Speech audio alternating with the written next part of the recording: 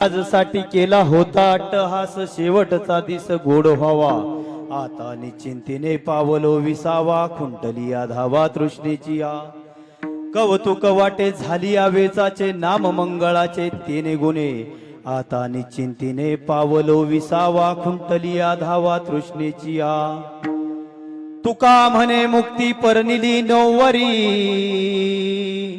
आता दिवस चारी खेळी मेळी. आता निश्चिंतीने पावलो विसावा, खुंटली या धावा तृष्णेची या. वक्रतुंड महाकाय सूर्यकोटी समप्रभा, निर्विघ्नं कुरु मे देवो सर्व कार्येषु सर्वदा. गुरुर्ब्रह्मा गुरुर्विष्णू गुरुर्देवो महेश्वरा, गुरुर साक्षात परब्रह्म तस्मयो श्री गुरुवे नमः. आदमापुराशी केले सम पंचम धामा, नमस्कार माझा श्री संत सद्गुरु बाळू मामा. महायोग पीठे तटे भीम रथ्यम, वरम पुंडरीकाय दातुन मुनिंद्रे. समागत्य तिष्ठन्तमानन्द कंदन, परब्रह्मलिंगम भजे पांडुरंगम. पांडुरंगा करू प्रथमान मना वा. पांडुरंगा करू प्रथमान मना.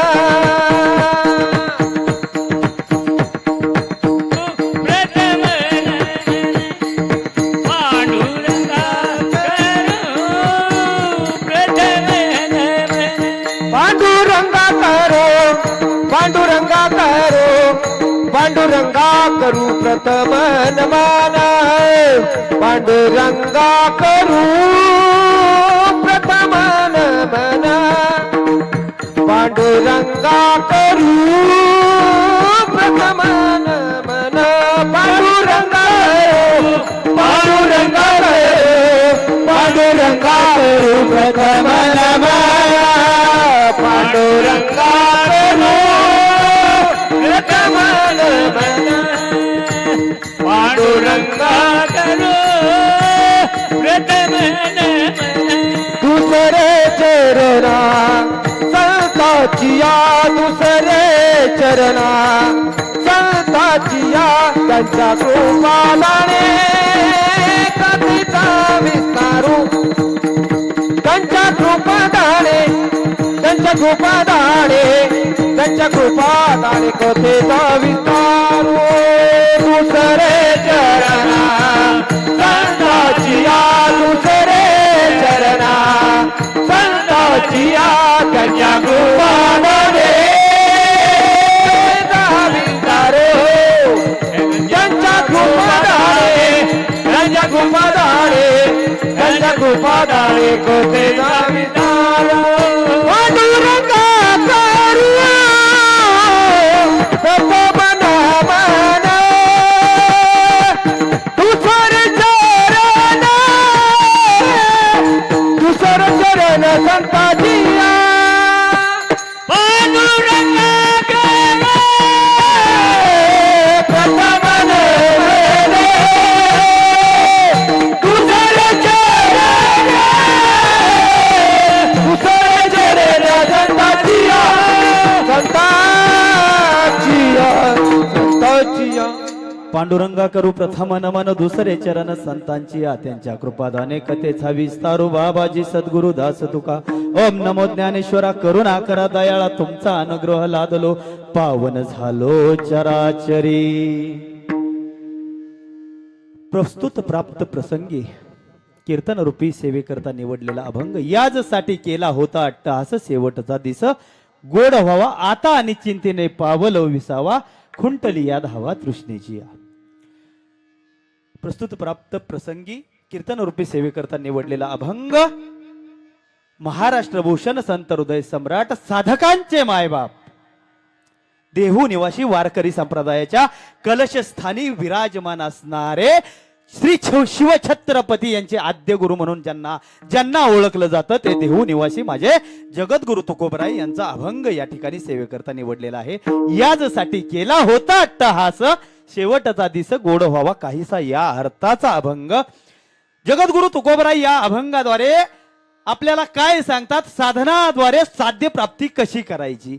अभंगाचं पहिलं चरण जगद्गुरु तुकोबराय म्हणतात, मी या या या या पृथ्वी तलावर आल्यानंतर खूप अट्टहास केला. अट्टहास म्हणजे कष्ट.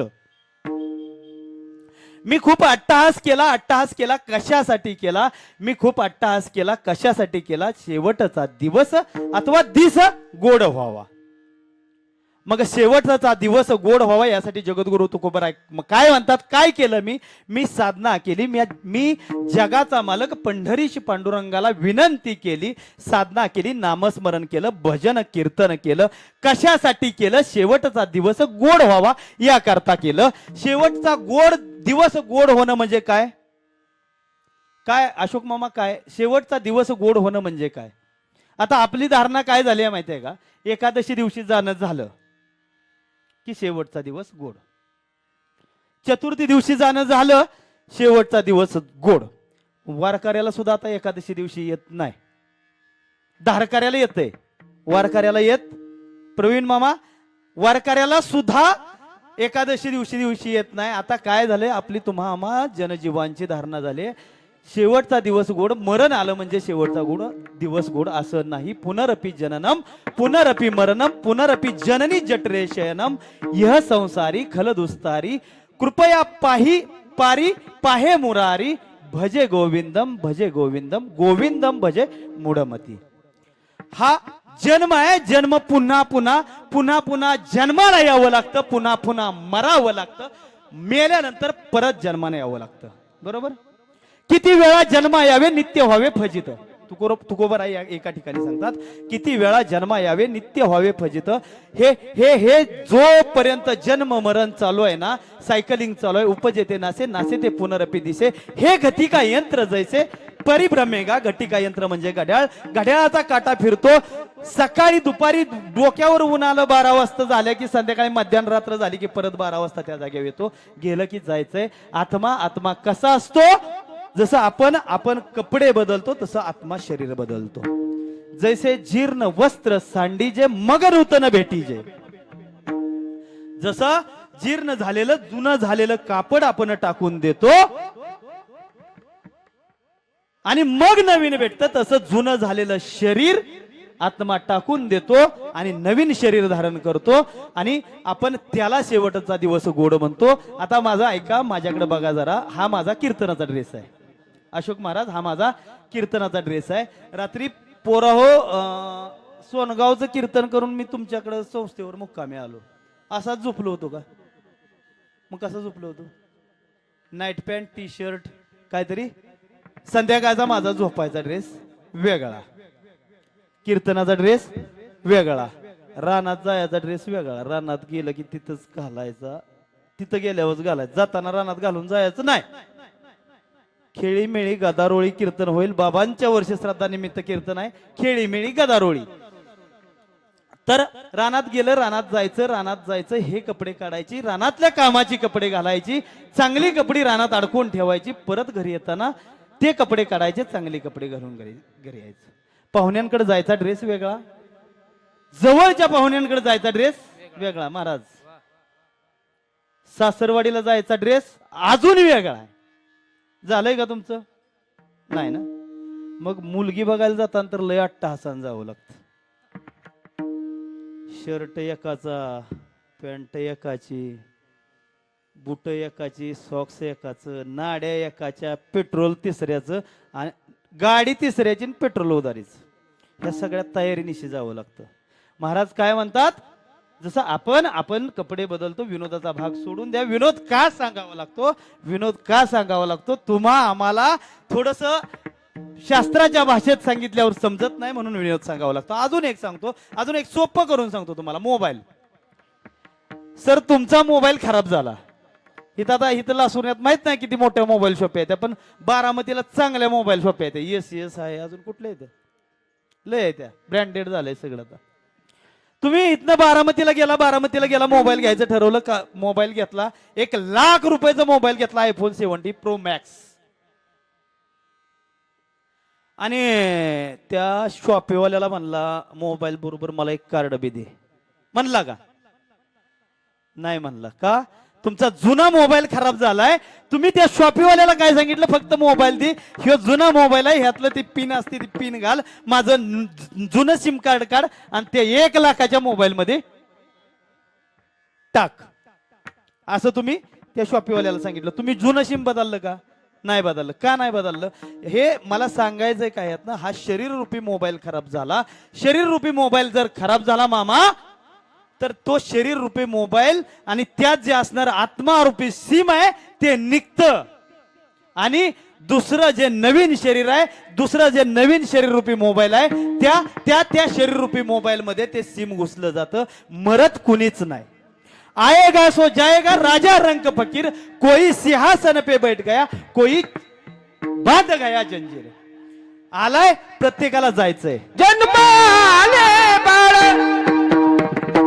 जन्माले बाळ त्याची वाट पाहे काळ त्याची वाट पाहे काळ जन्माले बाळ हो जन्माले बाळ त्याची वाट पाहे काळ त्याची वाट पाहे काळ काळ जन्म आले बाळ त्याची वाट पाहे काळ आलाय आलेल्या प्रत्येकाला जायचंय मग तुकोबर आहे काय सांगतात आलेल्या प्रत्येकाला मरण हे निश्चित आहे दोन गोष्टी निश्चित आहेत जन्म निश्चित आहे मरण निश्चित आहे आलाय त्याला जायचंय मग जायचंय तर तुकोबर आहे काय सांगतात या या या अट्टहास मी कशासाठी केला भगवत प्राप्तीसाठी केला देव प्राप्तीसाठी देव माझा व्हावा यासाठी अट्टहास केला आता निश्चिंतीने पावल विसावा खुंटली या धावा तृष्णेची या तुकोबर आहे काय म्हणतात आता निश्चिंत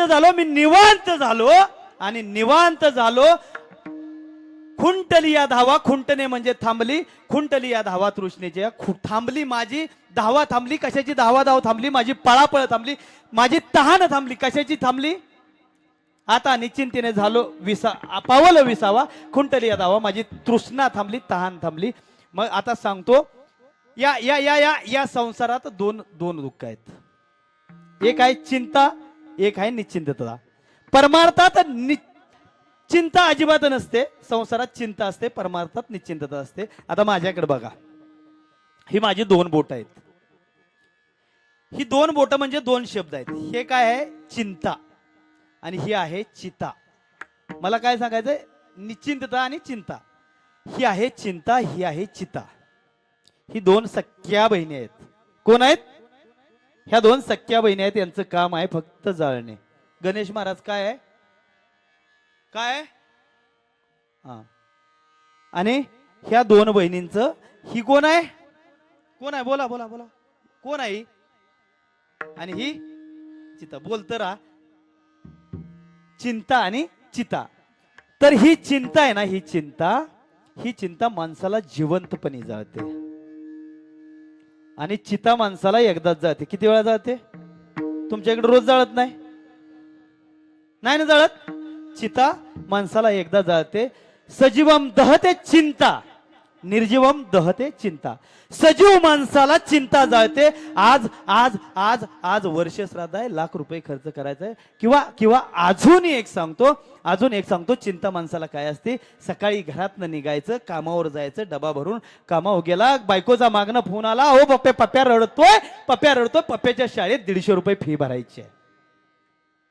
जवळ 150 नाहीत फोन पे नाही गुगल पे नाही पण उद्या पण द्यायला पैसे नाहीत त्याला चिंता आहे त्या बापाला काय चिंता आहे मग चिंता करू नका अजिबात असं फ्रेश बसा गुलाबाच्या फुलासारखं बसा अजिबात 1 वाजेपर्यंत हा महाराज थांबणार नाही तुम्ही फक्त गुलाबाच्या फुलासारखं बसा त्याच सूर्यफूल होऊन द्यायचं नाही 1 वाजेपर्यंत मी तुम्हाला मोकळं करणार चालेल ना हो चालते हा नाही 12:05 12:10 पर्यंत आपण कार्यक्रम उशिरा चालू झालाय कार्यक्रम उशिरा चालू झाला. एकदा आम्ही माझं गुरुवर्य हरिभक्त पारायण दत्तात्रय महाराज गलांडे बाबा, आम्ही टकले मामा एकदा पंढरपूरला गेलो. पंढरपूरला रेल्वेने गेलो, सातारमध्ये बसलो, पंढरपूरला जायचं ठरवलं.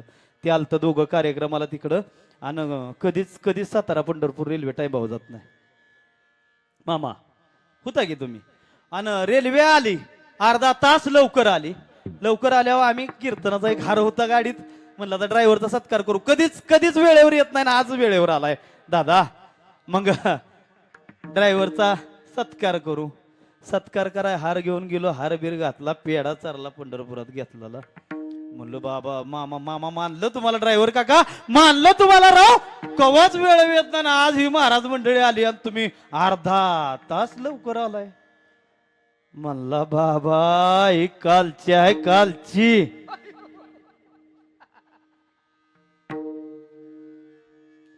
आता चालू लेट झालं त्यात आमचं काय नाही. मामा पण बरोबर 10ला 5 मिनिटं कमी असताना आलते. मी बरोबर 9:40ला मामा तुम्हाला शब्द दिला होता. मी मागच्या 8 दिवसात आपला दोघांचा फोन झाला, त्या दिवशी शब्द दिला होता. मी 9:30 9:40 पर्यंत या ठिकाणी येणार. कारण जमतच नाही. कारण काय, चिंता करू नका तुम्ही आम्ही आलोय.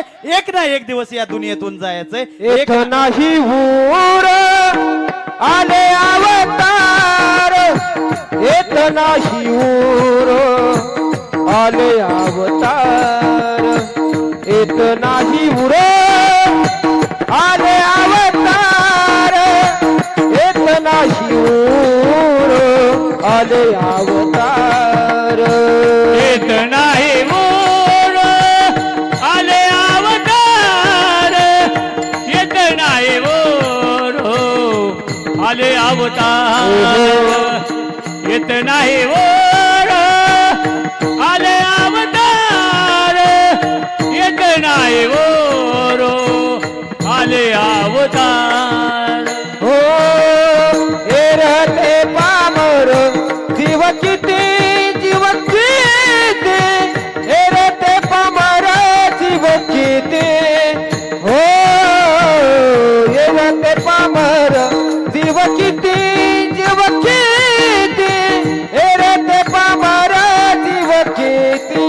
हो येत नाही ऊर आले अवतार, एरते पामर जीव किती. येत नाही ऊर आले अवतार, येत नाही ऊर आले अवतार, येत नाही ऊर आले अवतार, एरते पामर जीव केते. येत नाही उरो आले अवतार, एरती पामर जीव किती. अवताराला काय म्हणतायत या ठिकाणी जगद्गुरु तुकोबरा, अवतारांना देखील जावं लागलंय. तुम्ही आम्ही अवतावरली माणसं आहे. अवतावरल्या माणसाला जायला किती वेळ लागणार आहे हो. आलाय या ठिकाणी निश्चिंत राहायचं, चिंता करायची नाही. बाबांचं वर्ष श्राद्ध एवढं मोठं भंडलकर परिवाराने साजरं केलंय. बाबांच्या उपकारातून कृतज्ञता व्यक्त करण्यासाठी आमचे प्रवीण मामा असतील, नितीन मामा असतील, सुवर्णताई आहेत.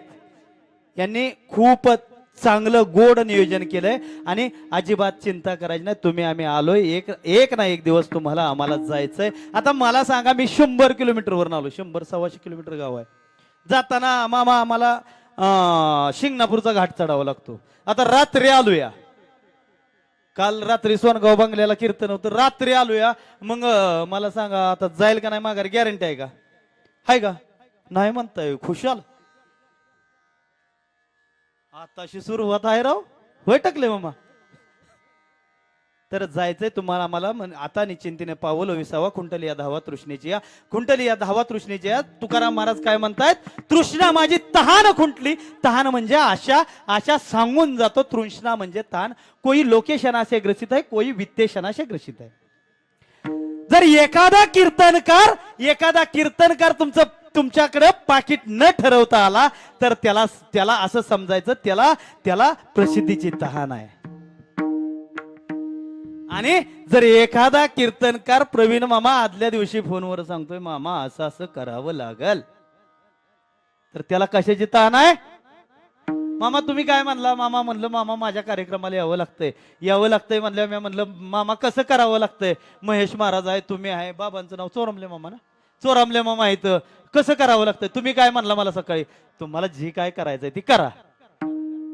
तर हे आहे तुमचं माझं प्रेम. तुम्हाला तहान नाही, आपल्या दोघांच्या प्रेमात पैशाची तहान नाही, आणि ह्या दुनियेत तहान नाही असा माणूस नाही. कुणाला कशाची नाही, कशाची तहान आहे. एखादा म्हणल टकले मामा, एखादा म्हणल आमच्या गाण्यासारखा मला कसलीच तहान नाही, मला असं वाटतंय सकाळ उठावं, आंघोळ करावी, परत हातरून टाकावं, परत झोपावं. त्याला झोपेची तहान आहे, तहान नाही असा माणूस नाही. एक उदाहरण सांगून जातो. कुंभार दादा होता, एक कुंभार दादा होता. तुमच्या लासुर्णे गावात देखील असल. कुंभार दादा होता, तो एक गाढव पाळत होता. त्याचा व्यवसाय होता मडकी बनवायची.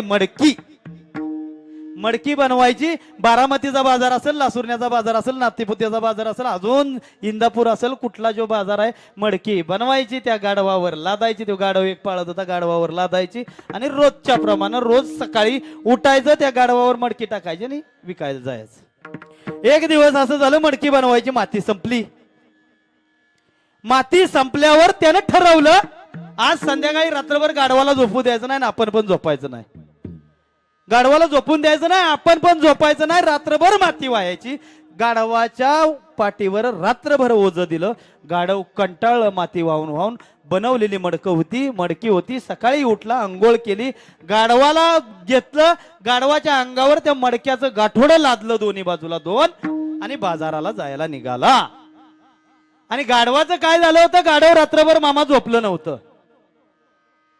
गाढव रात्रभर झोपलं नव्हतं. गाढव कंटाळलं होतं. गाढवानं काय केलं? लासुर्ण्यातून इंदापूरला जायचंय. भवानी नगर पर्यंत गेलं. गाढवाचं पाय काय कडकाडणं.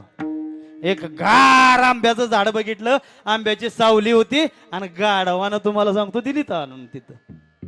ताणून दिली की कुंभाराला राग. बारामतीला पोहोचायचंय लगा, तिथं जाऊन ती रेल लावायचे, ठेल लावायचे, मडकी विकायची. ती कसं करावं? गाढव उठना असा मोठा बांबू घेतला, मी रातीगणाला घेतला होता तसा, आणि त्या बांबून लातानं बुक्यानं मारायला चालू केलं. गाढव काय उठना. ही एक आमच्या चंदन भाऊचा भाऊ सारखा एक हुशार शेतकरी होता. ती बघतोय आंब्याखाली, तो कुंभार गाढवाला मारतोय. गाढव काय उठना, लात घालतोय, बुकी घालतोय, काठी घालतोय, पण गाढवच उठना. आणि चंदन भाऊ जसं हुशार आहे तसा हुशार एक शेतकरी लांब न बघत होता. आला, म्हणला अरे कुंभार दादा काय झाले? कुंभार दादा म्हणला गाढवच उठना. त्या शेतकऱ्याने एक आयडिया सांगितली. म्हणला बाजूच्या रानात जा, तुमच्यात बांबू कळूक माहितीये? कळूक काय म्हणते तुमच्या इकडं? आमचं वाज थोडस वेगळं पडतं. आम्ही घाटाच्या वरचे, तुम्ही काठाच्या खालचे. पण माझं सर शिक्षण इथंच झालंय, लासुर्ण्यातच. ते म्हणलं एक लांब अशी काठी घेऊन ये कळकाची, जा तुला सांगतो. एक काठी घेऊन आला. त्याला सांगितलं परत असा एक पिंडीवर घास घेऊन ये, घास बी घेऊन आला. काठी पोटाला बांधली गाढवाच्या, आणि गाढवाच्या तोंडापासून चांगली अशी पुढं लांब काढली, आणि त्याला असं घासाची पिंडी बांधली. गाढवाला हाणावं लागलं नाही, लात घालावी लागली नाही, काठी घालावी लागली नाही. गाढव चाट दिशी चालायला लागलं, आणि पुढं पळायला लागलं. कशामुळं? त्याला तहान. आणि टकले मामा ही गाढवाचं नव्हतं, ही कुणाचं होतं? रात्री 7 ते 9 करून आलाय, घरी गेला नाही का, परत 1000चं डिझेल जाईल, इथनं कवा आंधळीला जावं, परत संस्थेवरच मग मुक्काम केला. 1000 वाचतलं, 1000 वाचून परत इथं पंढरकर पाहुण्याकडे प्रवीण मामाकडे यायचंय. ही गाढवाचं नाही. ज्याला 1000 मिळतात त्याला सर 2000 मिळावं वाटतंय, ज्याला 2 मिळतात त्याला 4 मिळावं वाटतंय, 4 मिळतात त्याला 8 मिळावं वाटतंय, आणि 8 मिळतात त्याला लाख मिळावं वाटतंय. ही तृष्णा आहे. आणि जगद्गुरु तुकोबराय काय म्हणतात? माझी तृष्णा संपले, मला आता कशाचीही ताण राहिली नाही. अभंगाचं दुसऱ्या चरणात. आता निशितीने पाऊल विसावा, आता निशितीने पाऊल विसावा, आता निशितीने पाऊल विसावा,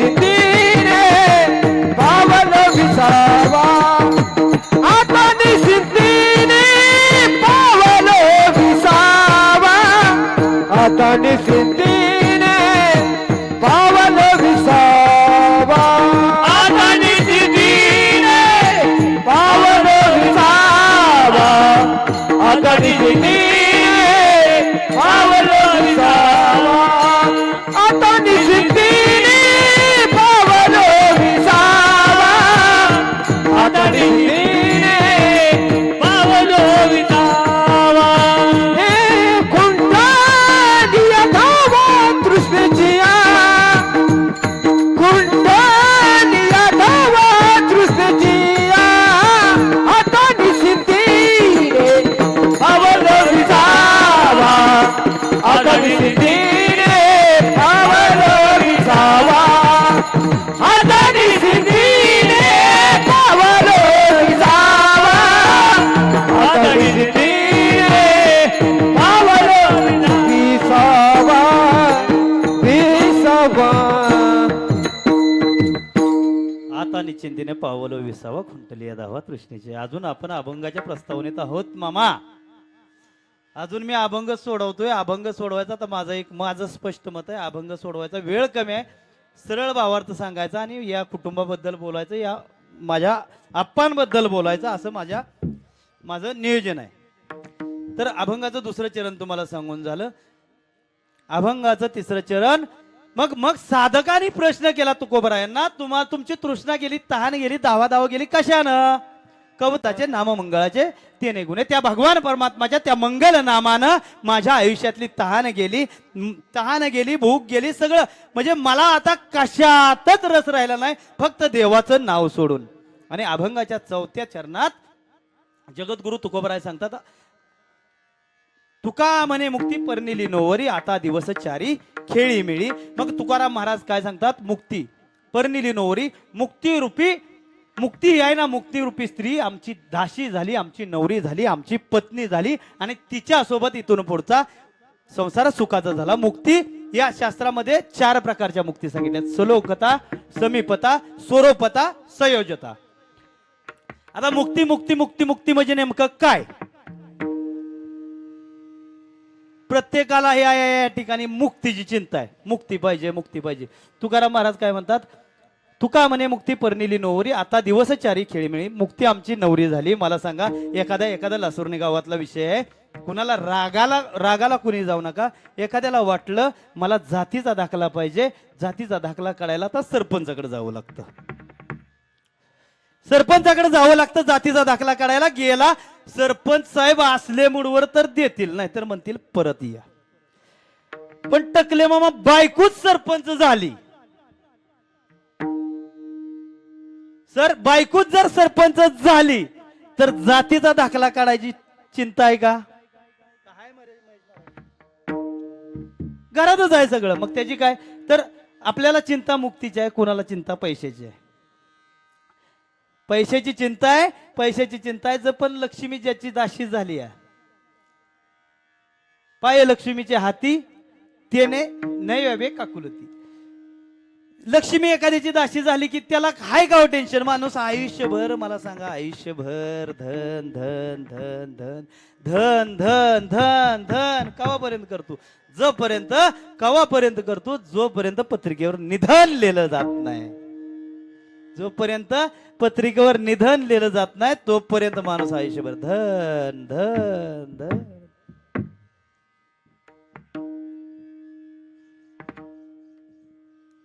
बरोबर आहे का? चंदन महाराज धन.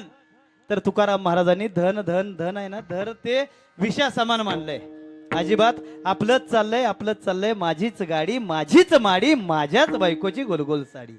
आपल्याला समाजाचं काही देणं घेणं नाही, अजिबात काही देणं घेणं नाही. आपलं चाललंय, आपल्या कुटुंबापुरतं चाललंय. तर हा झाला अभंगाचा सरळ भावार्थ. 4 चरणाचा भावार्थ सांगितलाय. आता धावत्या वेगामध्ये जसं अभंगाचं विश्लेषण करता येईल मी विश्लेषण करायचा प्रयत्न करीन. पण परत कोणी म्हणायला नको अभंग सोडवला नाही. विठ्ठल विठ्ठल विठ्ठल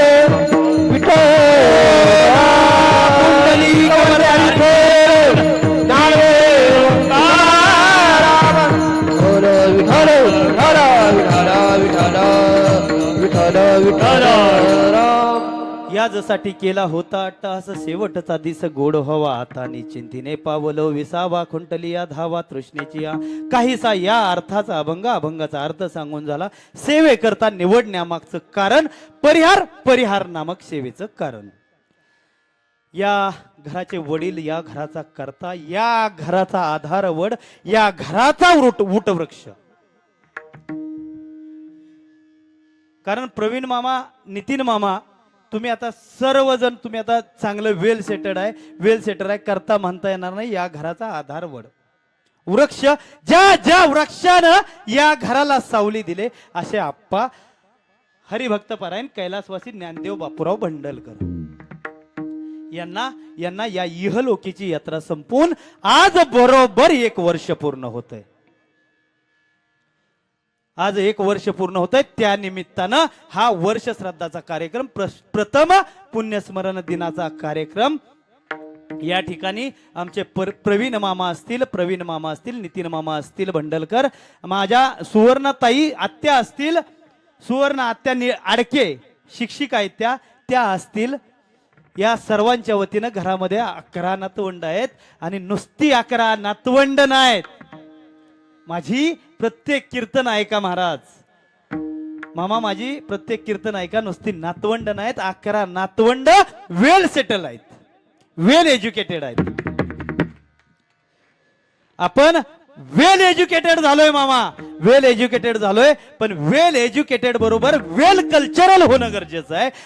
आणि तुमच्याकडे बघितलं प्रवीण मामा आहेत, प्रवीण मामा माळेगावच्या कारखान्यामध्ये क्लार्क आहेत, नितीन मामा आदर्श शेतकरी आहेत, माझ्या सुवर्ण आत्या शिक्षिका आहेत, त्यांचे मिस्टर शिक्षण अधिकारी केंद्र प्रमुख आहेत, एक मुलगा PSI आहे.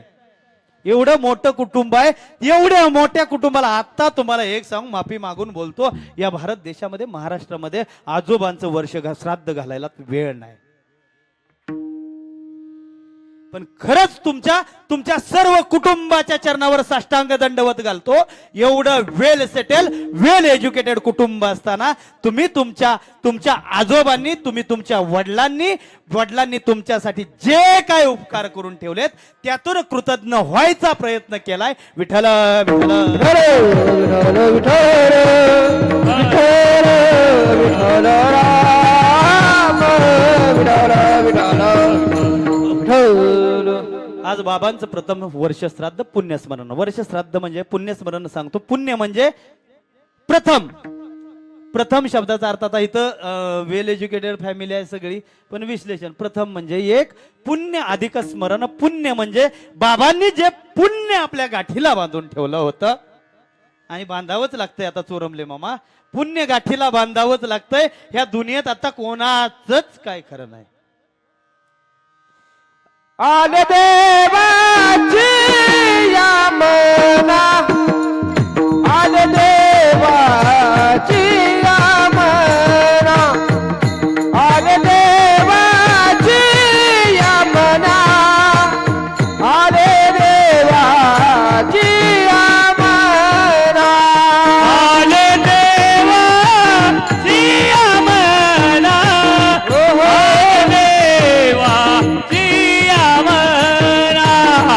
आले देवा सिया मना,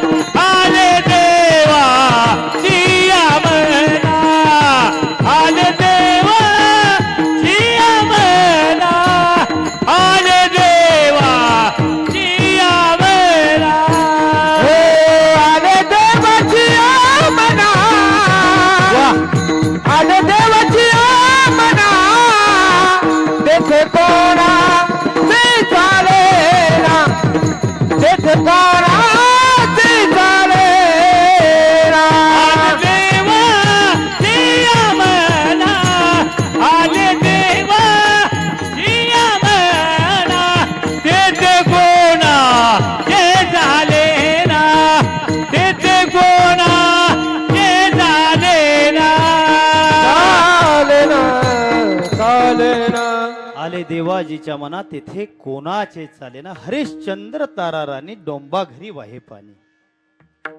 तर काय आलोय, आपलं आपलं कोणाचंच कोणालाच सांगू शकत नाही. आपण आता 4 माणसात बसलोय, पुढे जाऊन आपण कसं कसं पुढे जाऊन काय फेस करणार आहे. तर मग मग तुकाराम महाराज काय सांगतात, आपलं मरण आपुले मरण पाहिले म्या डोळा, तो झाला 16 अनुपम्य मरण माझे मरून गेले.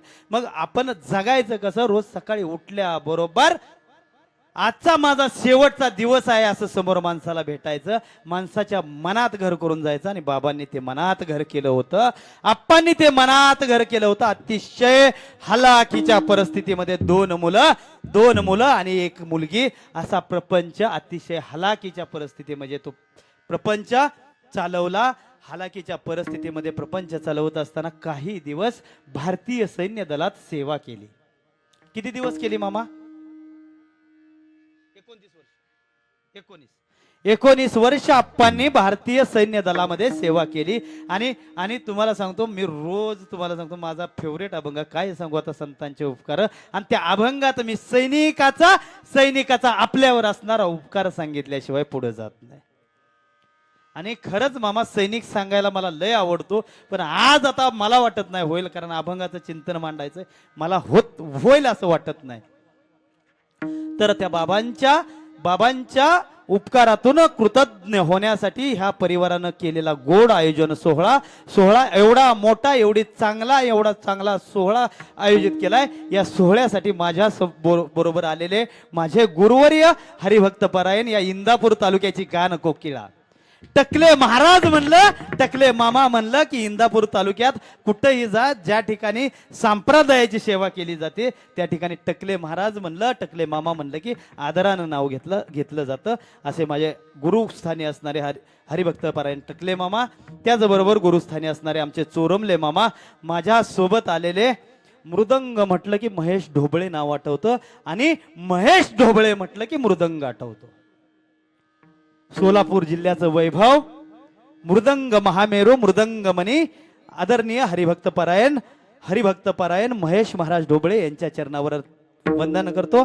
माझ्या सोबत आलेले हे आमच्या संस्थेचे बाल विद्यार्थी, अतिशय मगाशी सांगितलं तुम्हाला, वेल एज्युकेटेड, वेल कल्चरल. आता काय ताई तुम्हाला सांगतो, आता माणूस तयार करायला लागणार आहे. आता तुम्हाला सांगतो, आता तुम्ही कॉन्व्हेंटला शिक्षण देऊन अधिकारी, वकील, डॉक्टर कुणीही तयार कराल, पण तुम्हाला वाटत असेल ना तुमच्या म्हातारपणाची काठी माझ्या मुलानं व्हावं, तर अशी माणसं घडवावी लागतील. अशी माणसं घडवून 4थीत असताना त्याला 3 बटनाचा नेहरू आणि कमरेला धोतर बांधावं लागल, तर तो तुमचा मुलगा माणूस होईल. कारण ताई आता तुमच्या पुढे बोलणं चुकीचं आहे, तुम्ही शिक्षक आहे, तुम्ही विद्यार्थी घडवायचं काम करता. विद्यार्थी घडवणं जेवढं अवघड झालंय तेवढं मला वाटत नाही या जगात कुठलं काम अवघड झालं असेल.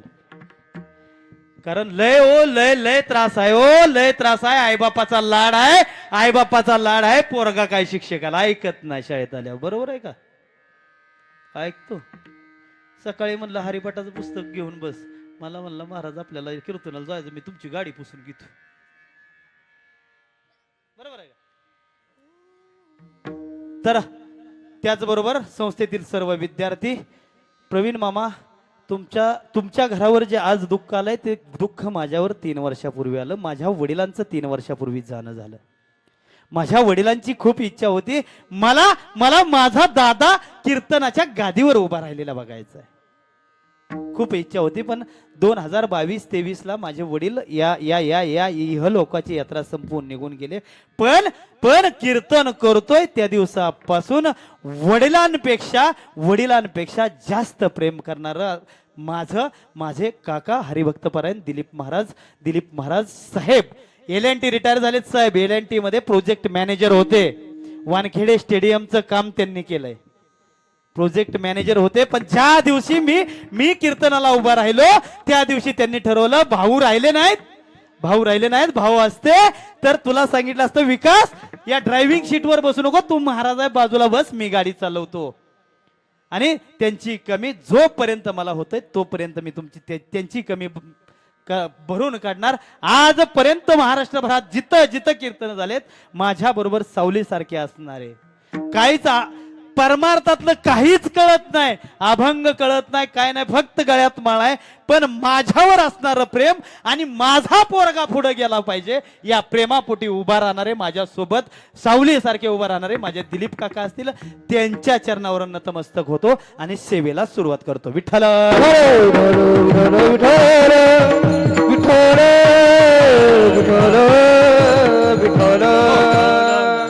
याजसाठी केला होता अट्टहास, शेवटचा दिस गोड व्हावा, हाताने चिंतीने पावलो विसावा, खुंटलिया धावा तृष्णेची या.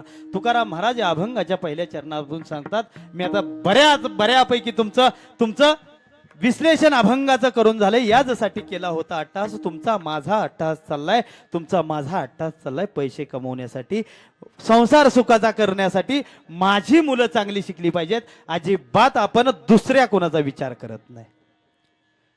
तुमचं कुटुंब अतिशय गोड आहे. मला आल्याबरोबर मला खरंच आनंद वाटला. एक बहीण दोन भाऊ एका विचारानं राहतायत, एका विचारानं राहतात आणि त्याशिवाय अजिबात तुम्हाला सांगतो असे सोहळे होत नसतात. मी मगाशी वाक्य वापरलं, माझीच गाडी माझीच माडी, माझ्याच बायकोची गोल साडी. असा जर विचार केला तर असले सोहळे वडिलांचे होत नसतात. कुणी करायचं? तुमचं कुटुंब अतिशय गोड आहे. तसं तुमचं कुटुंब भाव भावावर प्रेम करतो, बहीण भावावर प्रेम करते. आज नातवंड मुलावर प्रेम करत होती, आप्पावर प्रेम करत होती, आई असतील आईंवर प्रेम करत होती. आणि म्हणून हे कुटुंब आता काय झालंय तुम्हाला सांगतो. भावाचं कशासाठी खून पडतेत? बांधासाठी. एक काकरी, एकच नांगराची काकरी. नांगूर किती 3 फूट असतो नाही का? 3 फुटाच्या काकरीसाठी भावाचं खून पडतेत. तुम्हाला एक सांगू, माफी मागून बोलतो, कोणाला वाईट वाटून देऊ नका. आपल्या शेजारी आदरणीय शरदचंद्रजी पवार साहेबांचं गाव आहे. हजारो एकर जमीन आहे, हजारो एकर जमीन आहे. त्यांना माहित देखील नाही आपला कुठला बांध कुठं आहे. आज सांगू भाऊ भावाबरोबर भांडायला लागलाय बांधासाठी, भाऊ भावाबरोबर बांधायला लागलाय नांगरटाच्या एका काकरीसाठी. तुम्हाला सांगतो टकले मामा, वाक्य घरी घेऊन जा. बांधावरून बांधणाऱ्याची कधीच 100 एकर जमीन नसते. जो बांधावरून बांधतो ना त्याची कधीच 100 एकर जमीन नसते. अहो, एखादा भाऊ बांधतोय, द्या ना त्याला एकर अर्धा एकर जास्त द्या. मला सांगा प्रवीण मामा, तुम्ही नोकरी करताय, नितीन मामा शेती करतायत. आज तुम्ही समोर पुढे गेला, नोकरीच्या ठिकाणी जाऊन राहताय तुम्ही. माग फक्त नितीन मामांमुळे 10 एकर जी आप्पांनी शेती कमवून ठेवली ती नितीन मामामुळे आहे. आज तुम्हाला सांगतो, आज शेतीची परिस्थिती, शेतकऱ्याची परिस्थिती अतिशय बिकट आहे का नाही मामा? तुम्ही शेती करता, मी शेती करतो. आज शेतकऱ्याच्या मालाला भाव शेतकरी ठरवू शकत नाही. टमाटर लावायचं शेतकऱ्यानं लावायचं, ते टमाट्याचं कॅरेट व्यापाऱ्याकडे गेलं की 20 किलोचं कॅरेट 1200ला जात आहे आणि शेतकऱ्याकडून ते 400 रुपयाला विकत घेतलं जात आहे. दूध, आता तुमचा इंदापूर तालुका दूध उत्पादनाच्या बाबतीत अव्वल आहे. तुमचा इंदापूर तालुक्यात दूध उत्पादन भरघोस प्रमाणात होतं.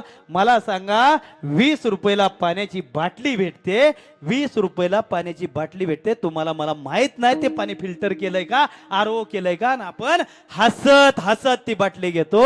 आणि शेतकऱ्यानं जर त्याच्या दुधाचा भाव जर 25 रुपये सांगितला, किंवा आज लासुरण्याचा बाजार आहे, बाजारात गेला एखादा शेतकरी मेथीची जुडी विकायला बसलाय, त्यानं जर 20 रुपयाला पेंडी सांगितली तर त्याला तुम्ही म्हणता 10 रुपयाला 2 देत असला तर बघ, नाहीतर मला जमणार नाही. का? मॉलमध्ये गेला तुम्ही, मॉलमध्ये गेला, त्या कुठल्या वस्तूची ताई तुम्ही मोलभाव करता का? शेतकऱ्याच्याच वस्तूचा मोलभाव का? मी एका शेतकऱ्याचा मुलगा आहे, तुम्ही इथं सगळे बसलेले एका शेतकऱ्याची मुलं आहात. आज तुम्हाला सांगतो, दुधाला चांगले दर आले. तुकाराम महाराजांचं नाव घेतल्याशिवाय कीर्तन होऊ शकत नाही. आणि आज तुम्हाला सांगतो, तुकाराम मुंडेंचं नाव घेतल्याशिवाय शेतकरी श्रीमंत होऊ शकत नाही.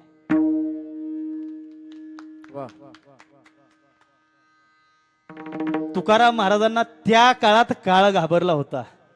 टकले महाराज, वाक्य ऐकून जा. तुकाराम महाराजांना त्या काळात काळ घाबरला होता. तुकाराम महाराजांना, तुकाराम मुंडेंना आज भेसळखोर घाबरतात. वा. तर आपला अट्टहास चाललाय, प्रपंचासाठी चाललाय. प्रपंच आणि परमार्थ तुम्हाला सांगू, प्रपंचात चिंता असते, प्रपंचात चिंता असते, परमार्थ निश्चिंत होऊन करायचा असतो. तुमचं कुटुंब अतिशय गोड आहे, तुमचं कुटुंब अतिशय गोड आहे. रामायणातला एक प्रसंग सांगतो टकले मामा. अरे सकाळी उठून गादी भेटणार होती, सकाळी उठून गादी भेटणार होती माझी कैकेयी माता पेड्याचा बॉक्स हातात घेतलाय आणि अयोध्येत सगळ्याला हा घ्या पेडा, हा घ्या पेडा, हा घ्या पेडा. माझा राम गादीवर बसणार आहे, माझा राम गादीवर बसणार आहे, माझा राम गादीवर बसणार आहे. कोण म्हणत होतं? कैकेयी माता म्हणत होती. सगळ्याला पेडा दिला, सगळ्याला पेडा दिला, पेडा दिला. शेवटचा पेडा द्यायला गेली मंथरेला. मंथरेला पेडा द्यायला गेली. मंथरेच्या हातात महेश महाराज पेडा ठेवला. हा घे मंथरे पेडा. पेडा पेडा पेडा पेडा. कशाचा पेडा? कशाचा पेडा? अगं माझा राम राजा होणार आहे, माझा राम गादीवर बसणार आहे, म्हणून पेडा देते. मंथरा म्हणली, काय बया कौशल्य, काय बया कैकेयी, तुला काय कळतच नाही. अगो कसं कुठवर सांगायचं, कुठवर मॅथ शिकवायचं तुला. थोडी म्हणून तुला अक्कल नाही, थोडं म्हणून मनाचं काय कळना बाबा, थोडं म्हणून सुद्धा मनाचं काय कळत नाही. सगळं सांगून शिकवून लोकांची धन, आणि कुठवर मॅथ शिकवायचं. कौशल्य म्हणली, काय झालं? अगं तुझा राम राजा होणार आहे, तुझा का कौशल्याचा? ऐका, प्रवीण मामांच्या मिसेस असतील, नितीन मामांच्या मिसेस इथं बसले असतील. ऐका, या जगात प्रत्येक ठिकाणी मंत्र आहे. काय म्हणली मंत्रा? कैकेयी, अगं तुझा राम राजा होणार आहे का कौशल्याचा? कुठं मिठाचा खडा पडला? कैकेयी मानत नव्हती राम माझा का कौशल्याचा. त्या मंथरेनं आठवण करून दिली, अगं राम तुझा नाही, तुझा भरत आणि शत्रुघ्न आहे, आणि राम आणि लक्ष्मण त्या कैकेयीच आहेत. आणि तेवढ्यावर तुम्हाला सांगतो, मग मंथरेनं कैकेयीचं कान भरलं. अगं थोडी तरी शानी हो, रामाला वनवासाला पाठव, वनवासाला 14 वर्षे पाठव. अगं दशरथ राजा कुठनं? तो एका युद्धात 2 वर मागून घेतले. त्या वरात माग, पहिल्या वरात मागितलं माझ्या भरताला गादी द्यावी, आणि परत 5 वर्षाने निवडणूक लागू नये म्हणून दुसऱ्या वरात मागितलं 14 वर्ष रामाला वनवास द्यावा. कशासाठी? परत 5 वर्षाला निवडणूक लागू नये म्हणून. आता 5 वर्षाचं राहिलंच नाही, काय राजकारणावर बोलायचं नाही, आपला ते पिंड नाही. मग मला सांगायचंय काय? मला सांगायचंय, तुमचं प्रवीण मामा असतील, नितीन मामा असतील, सुवर्णताई असतील, चांगलं असावं. जर तुम्हाला सांगतो, तुम्हाला कुटुंब टिकवायचं असेल तर रामकथा ऐकावी लागेल, आणि कुटुंबाचा विध्वंस करायचा असेल तर महाभारत ऐकावं लागेल. महाभारतात चुलत भावाबरोबर चुलत भावाने युद्ध केलं होतं, आणि रामायणात चुलत भावासाठी चुलत भाऊ गादी घेऊन गेला होता. झालं, दशरथ राजाला वर मागितला कैकेयीनं. राजा अहो प्राणप्रती, अहो सखे, अहो कारभारी, आज मी एक तुम्हाला 2 वर मागणार आहे. तुम्ही युद्धात तुमच्या रथाचं चाक अडकलं होतं, मी तुमच्या रथाचं चाक उचललं होतं, आणि तुम्ही मला सांगितलं होतं 2 वर माग, आणि त्यातील दोन्ही वर मी आज मागणार आहे. पहिला वर मागितला माझ्या भरताला गादीवर बसवा, आणि दुसरा वर मागितला रामाला 14 वर्ष वनवास द्या. भरत आणि शत्रुघ्न मामाच्या गावाला होते, आणि झालं, रामाला वनवास द्यायचा ठरला. रामाला वनवास दिल्यावर कौशल्या म्हणली नव्हती, माझ्या पोराचा निर्णय घेणारी तू कोण? कुटुंब कसं असतं? कौशल्या अजिबात म्हणली नव्हती, माझ्या पोराचा निर्णय घेणारी तू कोण? घेतलाय ना निर्णय, चल जा. राम वनवासाला जायला निघाले, वल्कल धारण केली. राम वनवासाला जायला निघाले. लक्ष्मण बंधू निघाले. लक्ष्मण देखील वल्कल धारण करून रामाबरोबर वनवासाला चालले. पण उर्मिलाच्या तोंडात आलं नव्हतं. अय कुठं? त्यानं केलंय तोंडावरती वरण, तू बी तिकडं तोंडवर करून चाललाय का म्हणली होती उर्मिला. आता म्हणते ते का उर्मिला, अगं माझ्या दादाच्या पोराचं ऍडमिशन करायला बारामतीला जायचंय. का का तुमच्या वाचून काय होत नाही? हा होत का नाही तुमच्या वाचून? परवा दिवशी ती ती ती ती सटवी गेली बारामतीला गेली आणि तुझ्या पोराला असला मोठा गुड्डेचा पुढं आणला आणि माझं पोर त्या दारात बसून त्याच्या बघत होतं. पण माझ्या पोराला ती सटवी एक बिस्किट धर म्हणली नाही. आणि तू बी चाललाय त्याच्या पोराचं ऍडमिशन घ्यायला. उर्मिला म्हणली नव्हती लक्ष्मणा तुम्हाला काय देणं घेणं आहे? राम चाललाय वनवासाला, आपण इथं अयोध्येत राहू, मस्त सुखाना संसार करू. राजा भरत झालाय पण आपल्याला काहीच कमी नाही. राजा दशरथाची मुलं आहे हो आपण. जायला निघाला लक्ष्मण. सीता मातेचं स्वयंवर झालं होतं, अंगावरची हळद निघाली नव्हती. ज्यावेळी रामाला वनवासाला जायचं होतं त्यावेळी अंगावरची हळद निघाली नव्हती. तरी देखील वल्कल धारण केली. राम म्हणतोय सीता माते नको नको नको, राजा जनकाची तू कन्या आहेस. अगं सीता माते तू राजा जनकाची कन्या आहेस, राजा दशरथाची तू सून आहे. तुला वनवासात येणं बरं दिसणार नाही ग नको. लोक मला नावं ठेवतील पत्नी कशी असावी याचं उत्तम उदाहरण सीता मातेकडे पाहिल्यानंतर समजतं. आणि नको तर सीता मातेने शब्द दिला, राम प्रभू तुम्हीच माझं सर्वस्व आहे. तुम्ही जर इथं नसाल तर माझ्या असण्याला काय किंमत आहे? ज्या ठिकाणी तुम्ही तिथं मी. अशी सीता माता निघून गेली. सीता माता बरोबर गेली, लक्ष्मण बरोबर गेले. 4-2 दिवसांनी भरत आणि शत्रुघ्न परत आले. अयोध्येत आले. कोण बोलना, कोण काय मान सन्मान दिना, अजिबातच काय नाही. भरताला टेन्शन आलं. भरत शत्रुघ्नाला म्हणायला लागला, अरे अयोध्येत झालंय तरी काय? कोणच आपल्या बरोबर बोलत नाही, कोण आपल्याकडे बघत नाही. नेमका प्रकार काय आहे कायच कळना. घरी आला कौशल्य मातेच्या महालात गेला. कौशल्य मातेला भरत म्हणाला, अगं कौशल्य माते कोणीच बोलना ग माझ्या बरोबर, कोणीच बोलना. काय झालंय? कौशल्य माता म्हणली जाऊन तुझ्या आईला कैकेयीला विचार झालंय काय. आणि कैकेयीकडे गेला.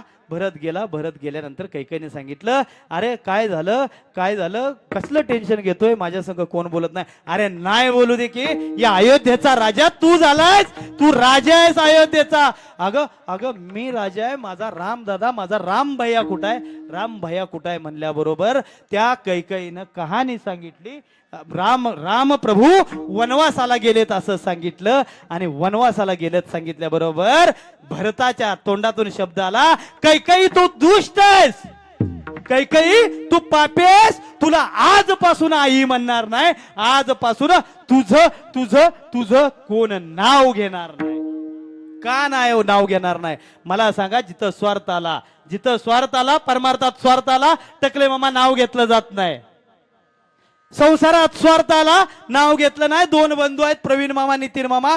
जर प्रवीण मामांनी स्वार्थ केला तर प्रवीण मामाचं नाव घेणार नाहीत. आणि नितीन मामांनी स्वार्थ केला तर प्रवीण मामा नितीन मामांचं स्वार्थ घेणार नाहीत. का हाय तुमच्या इंदापूर तालुक्यात कुठं हॉटेल कैकेयी मेडिकल, कैकेयी पाईन शॉप हाय कुठं? हाय का कुठं? रावण मल्टी स्पेशालिस्ट हॉस्पिटल हाय? जिथं स्वार्थ आला तिथं नाव घेतलं जात नाही. भरतानं एका रथामध्ये गादी भरली. भरत गादी घेऊन ज्या ठिकाणी माझे प्रभू रामचंद्र वनाला गेले होते, वनवासाला गेले होते, त्या ठिकाणी जायचा प्रयत्न केला. वनदेवता प्रभू रामचंद्र त्या वनात पोचलेत आणि वनदेवतेला विनंती करतायत. वनदेवतेला कळालं माझ्याकडे प्रभू रामचंद्र जगाचा मालक माझ्याकडे आलाय. वनदेवता रामचंद्रांच्या प्रभू रामांच्या दर्शनासाठी गेली आणि म्हणाली, महाराज देवा तुमची काय सेवा करू? तर वनदेवतेला रामचंद्रांनी काय मागितलं, काय सेवा करायला सांगितली? अगं वनदेवता मी ज्या रस्त्यानं आलोय ना त्या रस्त्यानं खूप काटे आहेत. मी ज्या रस्त्यानं आलोय तो रस्ता खूप अडचणीचा आहे, खूप काट्याचा आहे आणि तुझ्यासाठी ते अशक्य नाही. माझी एक इच्छा आहे, तुला माझी सेवा करायची आहे. तू सेवा माझी एकच कर, एकच सेवा कर. फक्त काय कर, त्या रस्त्याचे काटे काढ. तर वनदेवता बोलायला लागली, अहो देवा, कशासाठी तुम्ही तर आलाय आता वनात, कशासाठी करताय, कशासाठी करताय? वाक्य ऐकून जा नितीन दादा, नितीन मामा, प्रवीण मामा, तुम्ही दोघ जण वाक्य ऐकून जा. कशासाठी, काय कशासाठी काटे काढू? तर रामप्रभूंचं उत्तर होतं, हे वनदेवी, मी आलोय ग, मला त्रास झाला, माझ्या पायात काटे मोडले, पण माझा भाऊ भरत पाठीमागून येणार आहे, माझा भाऊ भरत पाठीमागून येणार आहे, त्याला कुठलाही त्रास झाला नाही पाहिजे, त्याला काटा नाही लागला पाहिजे, याला म्हणावं भाऊ. भरत चला गे अपने भैया को मनाने, भैया को मनाने, अपने राजा को मनाने, भैया को मनाने, अपने राजा को मनाने, भरत चला गे अपने भैया को मनाने. भरत रामप्रभूंजवळ गेला, रामप्रभूंना सांगितलं, रामप्रभू, भैया भैया, तुम्ही मोठे आहात, ह्या गादीचा मान तुमचा आहे, ह्या गादीचा मान तुमचा आहे. पण रामप्रभू म्हणाले, अरे अरे अरे, माझ्या नशिबात जे नशिबी जे ते कधीच पुसलं जाणार नाही. मला वनवास मिळालाय, हे माझं प्रारब्ध आहे, आणि तुला राजगादी मिळाली, हे तुझं प्रारब्ध आहे.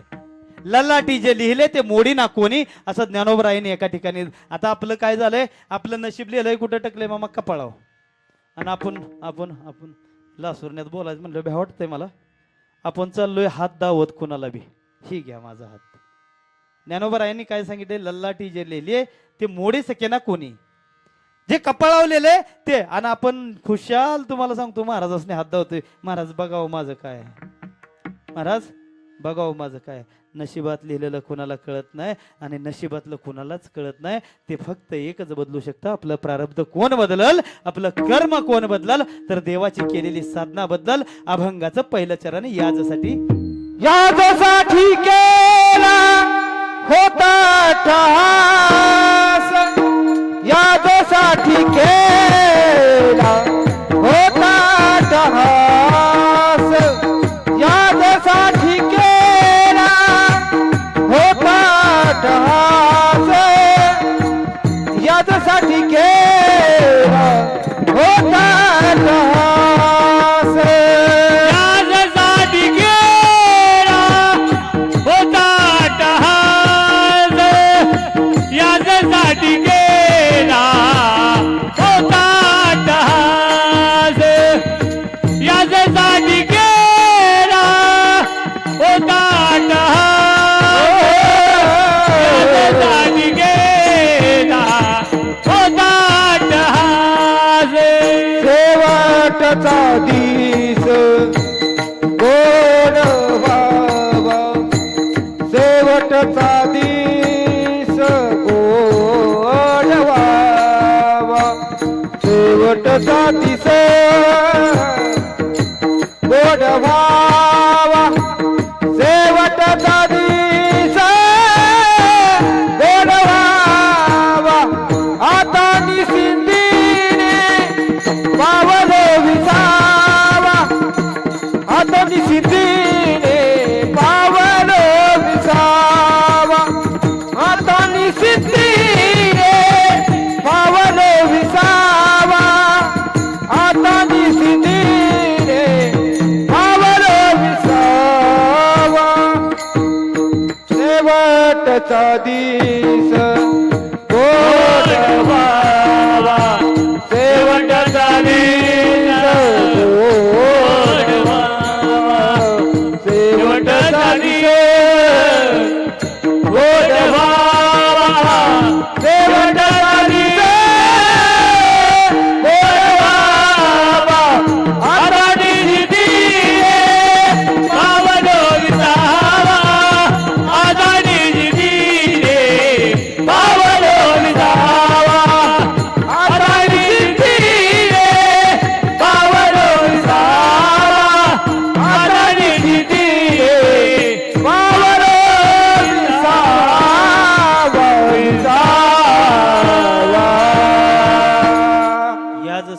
गेला होता अट्टहास शेवटचा दिस गोड व्हावा आता निश्चिंतीने पावलो विसावा खुंटली या धावा तृष्णेची या. तुकाराम महाराज काय म्हणतात, मी अट्टहास केला देव मिळवण्यासाठी आणि देव का मिळवायचा होता, कशासाठी अट्टहास केला, शेवटचा दिवस गोड व्हावा म्हणून. आणि तुम्हाला एक सांगतो, बसलाय ना इथं सगळी मंडळी बसलाय तुम्ही, खरंच सांगू तुम्हाला एक सांगतो, तुमच्या आमच्यावर देवाची कृपा आहे म्हणूनच आपण जिवंत आहे. 2020 साली जगभरामध्ये एक रोग आला होता. आलता का तुमच्या इकडे लासूरण्यात? आलता काय नाव होतं त्याचं? हा लय गोड होता ना रोग. कसलं म्हणावं त्याचं मड बशिवलं. 2020 साली एक कोरोना नावाचा रोग आला. खरंच सांगतो तुम्ही आम्ही भाग्यवान आहे. देवानं काहीतरी तुमचं आणि माझ्या आता तरी आपण सुधारलं पाहिजे. माझ्या हातून काहीतरी माझ्या हातून काहीतरी करून घ्यायचं ठरवलंय म्हणून देवानं आपल्याला जिवंत ठेवलंय. अख्खी कुटुंब बसली टकले मामा त्यामध्ये कोरोना नावाच्या रोगामध्ये. आणि मी मगाशी सांगत होतो कुणाचा कधी क्षणभंगुर नाही भरवसा, थोडा मायपाशा क्षणभंगुर नाही भरवसा. आज काल एक जेजुरीमध्ये परवा दिवशी एक घटना घडली. माझे ज्ञानोबर आहे आळंदीवरून माझे ज्ञानोबर आहे पंढरपूरला येत आहेत. माझे तुकोबर आहे देहूवरून पंढरपूरला येत आहेत. माझे संत एकनाथ महाराज पैठणवरून पंढरपूरला येत आहेत. मुक्ताई जळगाव मुक्ताई नगरवरून पंढरपूरला येत आहेत. आणि परवा दिवशी एक प्रसंग घडला. मिरज तालुक्यातील चार महिला आहेत, माझ्या आई समान महिला आहेत मिरज तालुक्यातल्या. एक नांदेड जिल्ह्यातील दिंडीचा ट्रक होता मामा. नांदेड जिल्ह्यातील दिंडीचा ट्रक, ड्रायव्हरचं वय 70 वर्ष, तब्येत खराब होती म्हणून गोळी खाल्ली, गोळीची रिॲक्शन आली आणि तशीच गाडी चालवली. अचानक गाडीवरचा ताबा सुटला टकले मामा.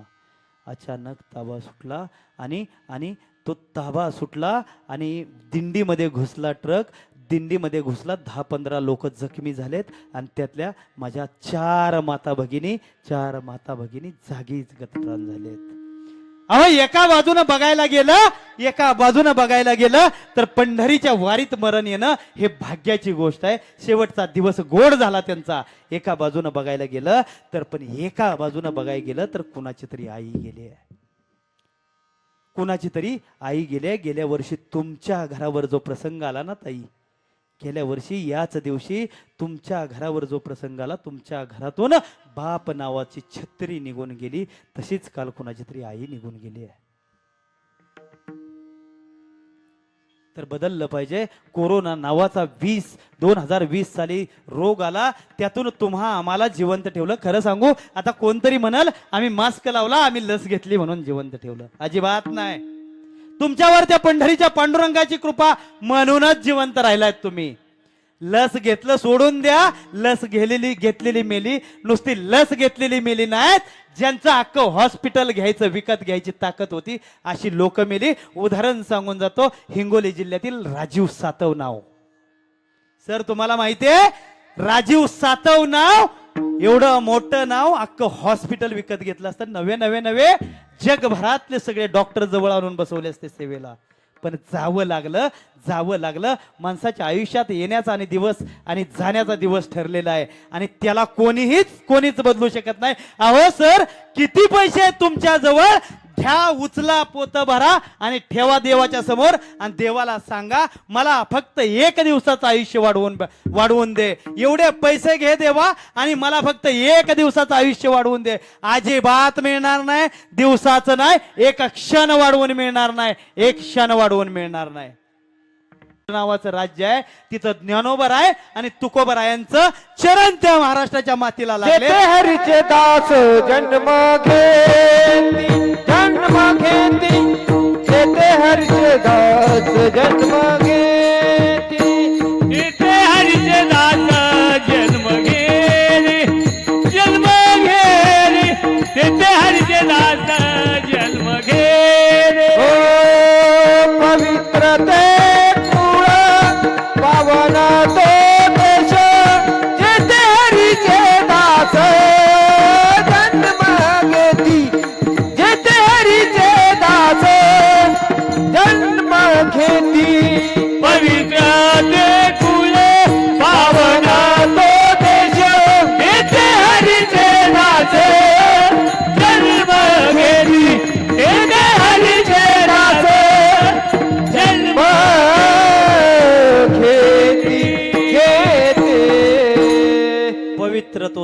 पावन ते कुळ पवित्र ते कुळ पावन तो देश जेथे हरीचे दास जन्म घेते. पुरंदर किल्ला माहिती आहे सगळ्याला. पुरंदर ज्या ठिकाणी राजे छत्रपती संभाजीराजांचा जन्म झाला. पुरंदर पुणे जिल्ह्यातील एक किल्ला ज्या ठिकाणी छत्रपती संभाजीराजांचा जन्म झाला. अरे अरे अरे त्या पुरंदराची जबाबदारी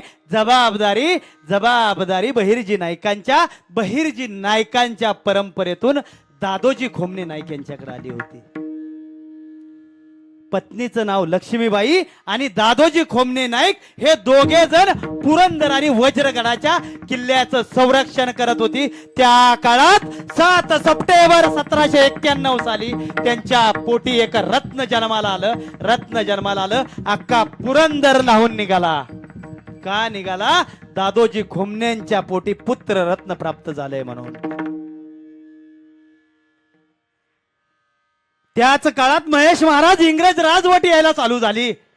भारतावर इंग्रजांना राज्य करायला चालू केलं. भारतावर राज्य करत असताना दिल्लीच्या तख्तापासून ब्रिटिश सरकार हळूहळू पुण्यात येऊन पोहोचलं. पुण्यात आलं. दुसऱ्या बाजीराव पेशव्याला गादीवर बसवलं आणि पुण्याची सगळी सूत्र इंग्रजांनी आपल्या हातात घेतली. महाराज इंग्रजांनी आपल्या हातात घेतली आणि पहिला आदेश काढला. जो पुरंदर आणि वज्रगड किल्ला जो नाईक समाजाच्या ताब्यात आहे, जो रामोशी समाजाच्या ताब्यात आहे, तो किल्ला रामोशी समाजाच्या ताब्यातून काढून घेण्यात यावा हा आदेश काढला. अहो दादोजी खोमण्यांचा काय तो पराक्रम होता, बहिर्जी नायकांचा काय तो पराक्रम होता. आणि तो आदेश काढल्याबरोबर दादोजी खोमण्यांच्या नायकांच्या पायाखालची जमीन सरकली. अरे एखाद्या योद्ध्याची शमशेर म्यान करून त्याला सांगावं तू आता लढायचं नाही अशी परिस्थिती झाली. उमाजी राजे लहानाचं मोठं होत होतं. दादोजी नाईक त्यांना दांडपट्टा शिकवत होतं, कुऱ्हाडबाजी शिकवत होतं, तलवारबाजी शिकवत होतं, घोडसवारी शिकवत होतं. कोण होते उमाजी नाईक? महेश महाराज. कोण होते उमाजी नाईक? तात्कालीन काळात घोड्यावर बसायचं, एका हाताने घोड्यावर स्वार व्हायचं आणि सर्वात वेगवान घोडा पळवणारे, आणि नुसता वेगवान घोडा नाही, डाव्या हाताने घोडा पळवायचा, उजव्या हातात कुऱ्हाड घ्यायची आणि ती कुऱ्हाडीच्या एका ठोक्यात दुश्मनाचं 2 तुकडे करायचं. हे होते माझे उमाजी नाईक. मी मगाशी या कुटुंबाच्या शिक्षणाचं महत्व सांगितलं, कुटुंबाचं महत्व सांगितलं. उमाजी राजेंना मांढर देवीच्या किल्ल्यावर गडावर अटक झाली. उमाजी राजेंना पुण्याला कारागृहात ठेवण्यात आलं आणि पुण्याला कारागृहात असताना उमाजीराजे गेले तेव्हा अंगठा बहादूर म्हणून गेले होते. काय केलं उमाजीराजेंनी? 1 वर्षाची शिक्षा झाली, आता निवांत बसू, अभंग पाठ करायचं नाही, तर चाली पाठ करायचं नाही, त्या प्रमाण पाठ करायचे नाही, असं अजिबात म्हणलं नाहीत. उमाजीराजेंनी ब्रिटिश सरकारकडून त्या काळातली वर्तमानपत्र घेतली, अभ्यास केला. जाताना उमाजीराजे नाईक अंगठा बहादूर गेले होते. येताना शिक्षित शिवाजी राजांचा गनिमी कावा शिकून बाहेर आलेले उमाजीराजे नाईक होते. मगाशी सांगितलं, खरंच तुमच्या कुटुंबाचा बंडल करू, कुटुंबाचा आदर्श घ्यावा तेवढा थोडा आहे. अतिशय कुटुंब वेल एज्युकेटेड आहे. एक PS आहेत, शिक्षक आहेत घरामध्ये, अतिशय वेल एज्युकेटेड आहे. तर माझी सर्व समाज बांधवांना विनंती आहे, माझ्या भावासारखे काही लोक असतील, शिक्षण हे वाघिणीचं दूध आहे आणि तो जो कोण पिणार तो गुरगुरल्याशिवाय जर राहणार नाही, असं एका ठिकाणी बाबासाहेब आंबेडकर म्हटले. घ्यावंच लागल, शिक्षण घ्यावंच लागल. मला सांगायचं होतं काय, उमाजीराजांनी अट्टहास केला. ज्या ब्रिटिश सरकारनं माझ्या आया बहिणीवर अत्याचार केलेत, त्या ब्रिटिश सरकारला स्वस्त बसून देणार नाही, यासाठी माझ्या उमाजीरायकांनी अट्टहास केला. धावत्या वेगामध्ये अभंगाची 2 चरण सांगून झालेत. वेळ माझ्याजवळ 10 मिनिटं शिल्लक आहे फक्त. एकदा सगळ्यांनी हात वर घ्या, प्रेमपूर्वक भजन करूया आणि पुढच्या 10 मिनिटात सेवेचं समर्पण करूया. विठोबा रखुमाई,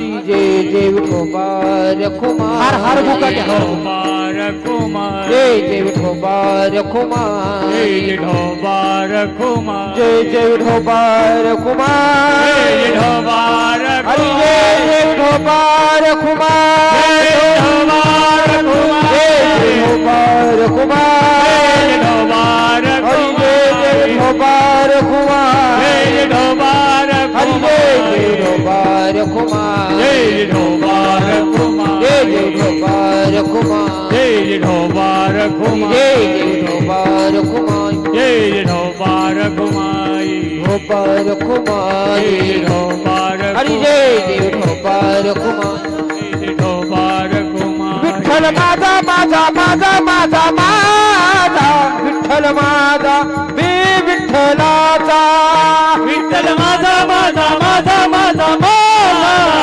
विठ्ठल माझा मी विठ्ठलाचा हे विठ्ठल माझा मी विठ्ठलाचा विठ्ठल माझा मी विठ्ठलाचा विठ्ठल माझा मी विठ्ठलाचा विठ्ठल माझा मी विठ्ठलाचा विठ्ठल माझा माझा माझा माझा माझा विठ्ठल माझा मी विठ्ठलाचा विठ्ठल माझा माझा माझा माझा माझा विठ्ठल माझा मी विठ्ठलाचा विठ्ठल माझा माझा माझा माझा माझा विठ्ठल माझा मी विठ्ठलाचा विठोबा रखुमाई हरी जय जय विठोबा रखुमाई विठोबा रखुमाई हरी जय जय विठोबा रखुमाई विठोबा हरी जय जय विठोबा रखुमाई विठोबा जय रखुमाई जय विठोबा रखुमाई विठोबा रखुमाई पुंडलिक वरदे हरी विठ्ठल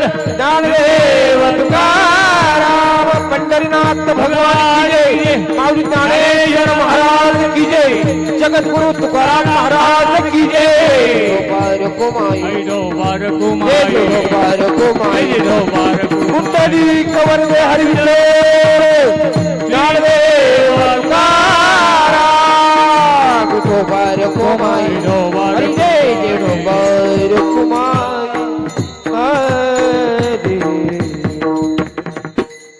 धावत्या वेगामध्ये अभंगाच्या 2 चरणाचा भाव स्पष्ट करून झालाय. या ठिकाणी एका थांबलायत. काय असतो बाप? अरे ज्याची आई गेली ना त्याला आईची किंमत विचारा. ज्याची आई गेली त्याला आईची किंमत विचारा. ज्याचा बाप गेला त्याला बापाची किंमत विचारा. अरे आई गेल्याशिवाय आई कळत नाही, तसं बाप झाल्याशिवाय बाप कळत नाही. कोण असतो बाप? तुम्ही आम्ही त्या बापाला मायनस केलाय, तुम्ही आम्ही त्या बापाला आयुष्यातून वजाबाकी केलाय. अरे शाळेला जाताना डबा भरताना तुझ्यासाठी दादा कोणती भाजी करू, टिफिनला कोणती भाजी देऊ असं विचारणारी आई तुम्ही आम्ही लक्षात ठेवली. पण तुमच्या माझ्या आयुष्याची भाकरीची सोय करणारा बाप तुमच्या माझ्या लक्षात राहिला नाही. व्याख्यान झालं आईवर, कविता झाल्या आईवर, सेमिनार झाले आईवर, कविता झाल्या आईवर, संत ऋषी मुनी यांनी आई सांगितली, ग्रंथ वेद पुराणांनी आई सांगितली, बाप कोणी सांगितला नाही. शपथ घ्यायला गेली लेकरं तर आईची घेतात, बापा शपथ कधी म्हटलं जात नाही. का रे बाप एवढा बाप शपथ घ्यायच्या लायकीचा देखील नाही का? काय केलंय तुमच्यासाठी, तुमच्या माझ्यासाठी बापानं? तुम्हाला 2 वेळच्या जेवणाचं ताट पुढे ठेवणारी आई सर्वांना प्रिय आहे. पण परिस्थिती नसताना ऐका प्रवीण काका, ऐका नितीन मामा, सुवर्णाताई ऐका, परिस्थिती नसताना तुमचा बाप शिक्षणासाठी 2 लाख रुपयाची गरज आहे, खिशात 1 रुपया नाही आणि तुमचा माझा बाप व्याजानं 2 लाख रुपये काढून तुमच्या शाळेची फी भरतो. 2 वेळचा डबा देणारी आई तुम्हाला प्रिय आहे, पण बाप एवढा प्रिय नाही आहे. बापाला मायनस केलाय, बापाला भारतातून मातीतून अंतकरणातून आपण वजाबाकी करून टाकलाय. काही अडचण आली मुलगा आईला सांगेल, काही प्रॉब्लेम झाला मुलगा आईला सांगेल, भांडण केलं आईला सांगेल, बापाला सांगत नाही. बापाला कायम कायम संतांनी बाप सांगितला, कवींनी बाप सांगितला, आई सांगितली, कवींनी आई सांगितला, बाप रेखाटलाच नाही. आणि ज्यानं रेखाटला तो रेखाटला स्वार्थी, घमेंडी, चिडखोर, भांडखोर, सतत मुलावर खेकसणारा, मारणारा, मारझोड करणारा व्यसनी बाप रेखाटला. सगळ्या गोष्टी मुलगा आईला सांगेल, बापाला काही सांगत नाही. त्याच्या मागचं एक कारण सांगतो. दादा दादा दादा इकडे जाऊ नको, बाबा मारतील. दादा हे खाऊ नको, बाबा मारतील. दादा टीव्ही पाहू नको, बाबा मारतील. दादा अभ्यास कर, बाबा मारतील. बाबा मारतील, बाबा मारतील, बाबा मारतील. एवढं त्या बाबा मारतील त्या मुलाच्या मनावर बिंबवलं. तो बापापासून कधीच 4 हात दूर गेलाय. का एवढा वाईट असतो का ओ बाप? किती लोक सगळे म्हणतात पाषाण हृदयी, आई तुम्हाला आहे, आई मला आहे. प्रवीण मामा, आई तुम्हाला, इथं बसलेल्या मंडळी, आई मला आहे. तुमच्या आई जर कदाचित मेली ना, आईच्या घरात जा, आईच्या रूम मध्ये जा, आईचं कपाट उघडा, आईचं कपाट उघडा, आईच्या कपाटात 50 नवीन साड्या दिसतील.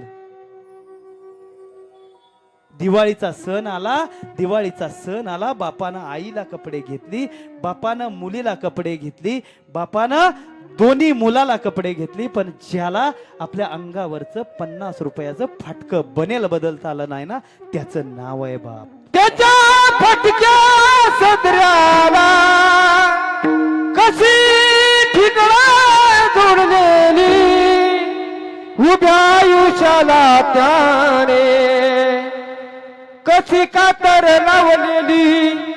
मला कसस होत या कुणी बाबा म्हणताना, उरी हुंद का दाटतो या गोष्ट बापाची सांगताना. माझ्या डोळ्यातलं आसव कुणी मायेने पुसताना,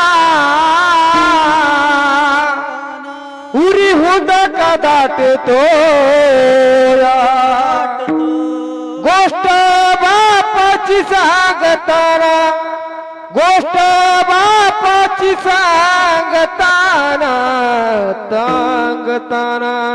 सोडून गेले बाबा आम्हाले कराना,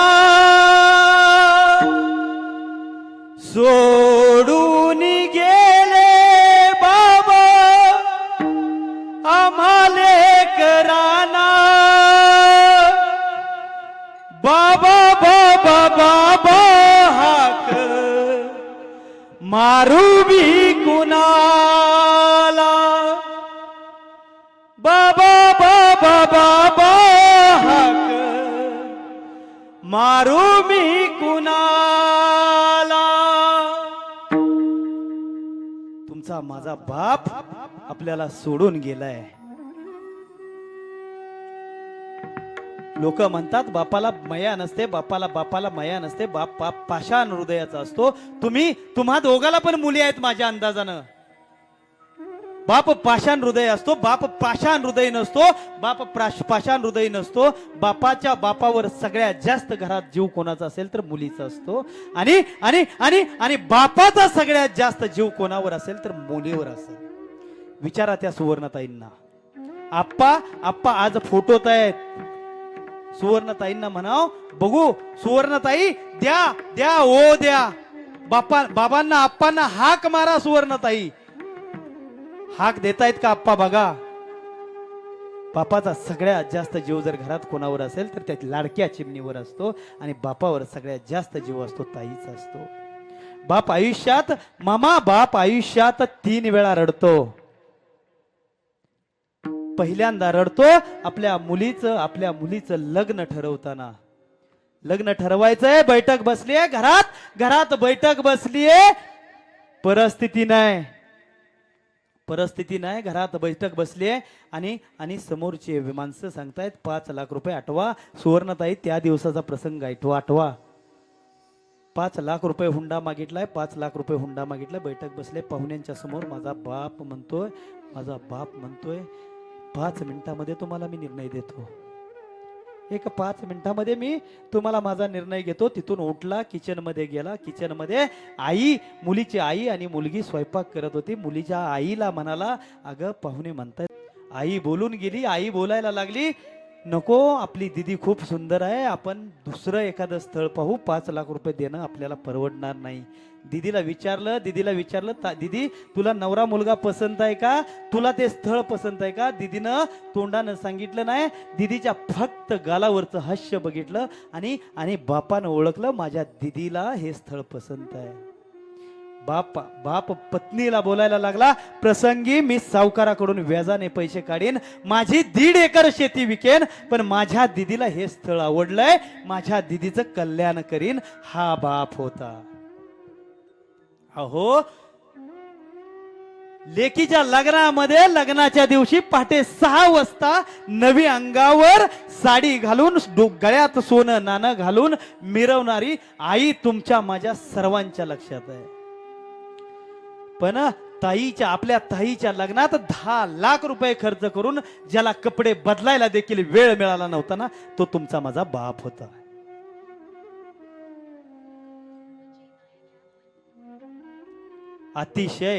अतिशय जीव लावतात हो मुलीवर बाप लोक. मुलगी तुम्हाला आहे, मुलगी मला आहे. बघा तुम्ही, मुलाने एखादी गोष्ट मागितली, मुलगा आणि मुलगी दोघ जण कपड्याच्या दुकानात घेऊन जा. बाप आहे ना बाप, मुलीच्या हाताला धरलेला बाप, मुलाच्या कपड्याची 10 वेळा किंमत त्या दुकानदाराला विचारेल की हा ड्रेस कितीला आहे. पण माझ्या ताईनं एखादा जर महागडा ड्रेस काढला, एका शब्दानं माझा बाप त्या ड्रेसच्या किमतीचं नाव काढत नाही. त्याला म्हणतात बाप, त्याला म्हणतात प्रेम. बाप रडला होता पहिल्या दिवशी रडला होता माझ्या ताईचं लग्न जमताना. दुसऱ्या वेळी रडला माझी ताई सासरी निघून जाताना. मुलगी तुम्हाला आहे, मला आहे. लग्नामध्ये रडला. लग्नामध्ये सगळी लोक जेवली, पोट भरून जेवली. नुसती जेवली नाहीत, जाताना बुंदी कॅरी बॅग मध्ये भरून नेली. पण त्या लग्नामध्ये 10 लाख रुपये खर्च करून जो दिवसभर उपाशी होता ना, त्या शब्दाचं नाव बाप आहे. खरंच बापावर प्रेम करा, त्या शब्दाचं नाव बाप आहे. रात्री आचार्याबरोबर थांबला, सकाळी बँडवाल्याची समजूत काढली, भाऊभाऊकी रुसली होती, त्यांची समजूत काढली. दिवसभर त्याचं समजूत काढण्यात तो सगळ्यांची समजूत काढत राहिला, पण त्याची समजूत काढायला कोणाला वेळ मिळाला नाही. त्याचं नाव बाप आहे. लग्न झालं. संध्याकाळी माझी ताई सासरी जायला निघाली. कधीच कुणाच्या पुढं हात न पसरलेला माझा बाप असं त्या विहीनबाईच्या समोर हात पसरतो आणि बोलतो, विहीनबाई विनंती करतो, पदरात घ्या हो मला. विहीनबाईला म्हणतो, अहो माझ्या ताईला तळहातातल्या फोडाप्रमाणे जपलंय. अजिबात तिचं काय चुकलं तर तिला त्रास देऊ नका, मला त्रास द्या, असं तो बोलतो. त्याचं नाव बाप आहे. दुसऱ्या दिवशी रडतो बाप मुलीच्या लग्नात रडतो. सगळेजण, आई गळ्यात, मुलगी सासरी जाताना गळ्यात पडून रडणारी आई सगळ्यांनी बघितले हो, रडणारी आई सगळ्यांनी बघितले. पण माझ्या ताईला, मुलीला लग्नाच्या मंडपात भेटून मंडपाच्या पाठीमागे जाऊन रडणारा तो बाप असतो. आणि बाप तिसऱ्यांदा आयुष्यात रडतो जेव्हा पोटचा पोरगा त्यानं कमवलेल्या संपत्तीतून, त्यानं कमवलेल्या घरातून लात घालून बाहेर काढतो, त्यावेळी बाप माझा तिसऱ्यांदा रडतो. अहो बापानं तळ हातातल्या फोडासारखं मुलीला सांभाळायचं. अहो मुलगी सहज दुसऱ्याच्या, सगळ्यात श्रेष्ठ दान कुठलं असेल तर कन्यादान. आपण 1 रुपयाचा 2 रुपयाचा पेन खिशाचा एखाद्याला काढून द्यायचा म्हटलं तर आपल्याला नको वाटतं. 18 वर्ष तळ हातातल्या फोडाप्रमाणे जपलेली पोरगी सहज दुसऱ्याच्या ताब्यात देतो ना, त्या शब्दाचं नाव बाप आहे.